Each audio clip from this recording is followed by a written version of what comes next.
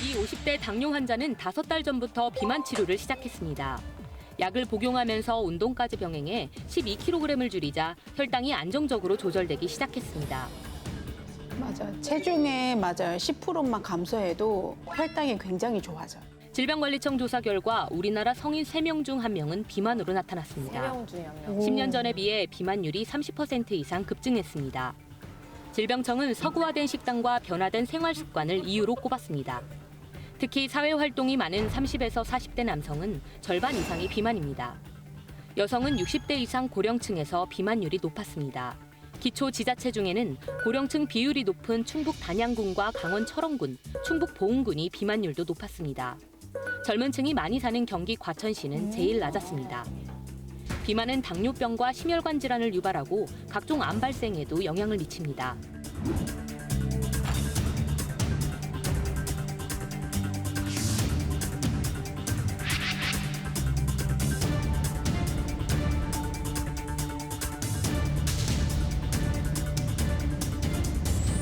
성인 3명 중에 1명이면 너무 큰 비율이잖아요. 네. 근데 그만큼 비만이 많다라는 거 사회적 이슈가 될 수밖에 없겠더라고요. 그리고 실제로 비만으로 인한 사회적 비용이요. 지난 2021년에 이미 15조 원을 넘은 상태예요. 15조 원. 15조 원이요? 네. 문제는 이러한 비용이 평균 7%씩 매년 상승을 하고 있다는 사실입니다. 게다가 이 비만 자체가 유전력으로 되물림되는 것은 물론이고요. 비만으로 인한 질병까지도 되물림되고 있기 때문에 사회적 문제입니다.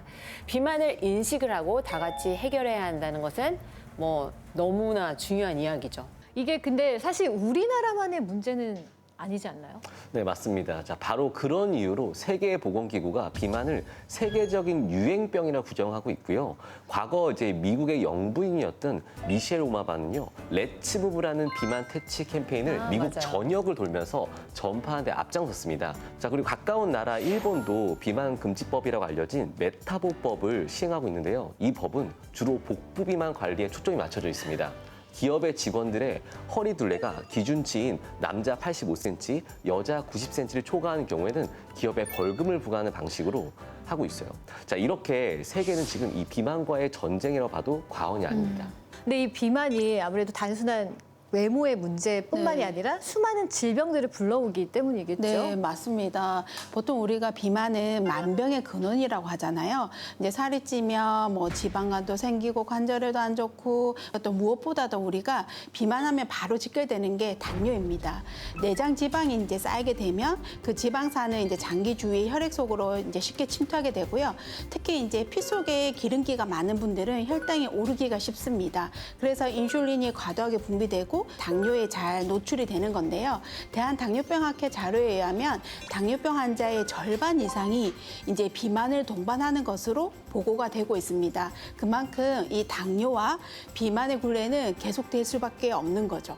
아니 앞서 영상에서 아까 볼 때 좀 흥미로웠던 게 젊은 층이 사는 지역보다 이제 노인층이 많이 사는 지역에 비만율이 더 높았던 거. 맞아요. 나이가 들수록 이제 여성 비만율이 높았던 게 저는 좀 흥미로웠는데 이게 어떤 이유가 있을까요? 혹시 기초대사량이라는 말 들어보셨어요? 네. 한마디로 음식을 먹었을 때 에너지로 태우는 양을 말하게 되는데요. 자, 일단 여성은요, 남성보다 기초대사량 자체가 낮아져 있습니다. 자, 그러다 보니까 같은 양의 음식을 먹어도 에너지로 태우는 양이 적기 때문에 몸속에 많이 저장이 되는 거죠.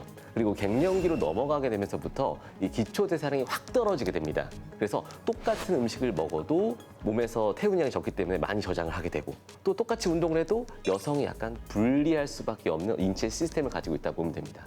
아니 이거는 조금 억울한데요. 왜 이렇게 기초대사량이 훅 떨어지는 걸까요? 그러니까 여성의 경우에는요, 이 정상적으로 배란이 일어나면 체온이 증가를 하면서 에너지 소모량이 5에서 15%가량 증가를 하게 돼요. 특히 이제 생리 기간에 빠져나오는 이 혈액과 조직을 보충하기 위해서 많은 에너지가 소모되고 있거든요. 네. 많은 여성이 생리 전에 식욕이 증가하거나 기름진 음식을 선호하게 되잖아요. 그렇죠? 우리 다 경험을 하고 있는데 그쵸. 사실 이것은 에너지 소모량의 증가를 보충하기 위한 현상인 거고요. 그런데 완경이 되면 어떻게 돼요? 안 하잖아요. 네네. 그죠? 한 달에 한 번씩 있던 그 에너지 소모가 없어지게 되면서 대사량이 사실 낮아진다고 보시면 됩니다. 아니 중년 여성들의 다이어트는 좀 험난한 것 같네요. 그래서 이 관련 영상이 있어서 저희가 준비를 좀 해봤거든요. 보고 오시죠. 8년 전 폐경이 찾아온 50대 여성입니다. 허리둘레를 재보니 38인치로 폐경 이전보다 무려 6인치가 늘었습니다. 김치. 국민건강영양조사 결과 한국 여성의 허리둘레는 폐경 전보다 평균 2.5인치 더 늘어나는 것으로 나타났습니다. 폐경으로 여성 호르몬이 감소하면서 남성처럼 내장 지방이 늘기 때문입니다.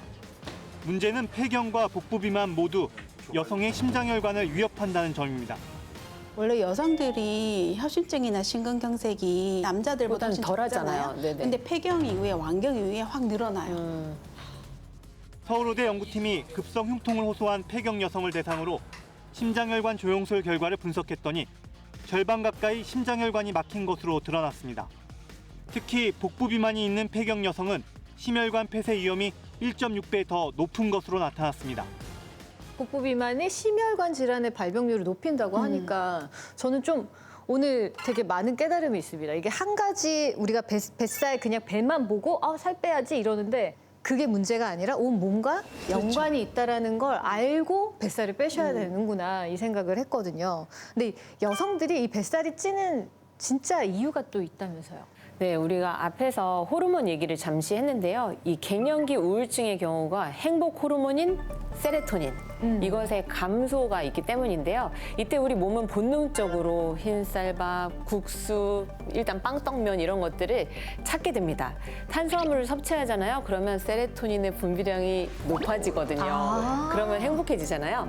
그런데 또 같은 탄수화물을 먹더라도 완경 전 여성보다 완경 이후 여성의 혈당이 더 빨리 더 많이 오르기 때문에 혈당에도 취약해지고요. 비만에도 취약해질 수밖에 없게 되는 겁니다. 실제로 완경기 여성들은 탄수화물을 과도하게 섭취했을 때 식후 혈당이요. 급상승한다는 연구 결과도 있습니다.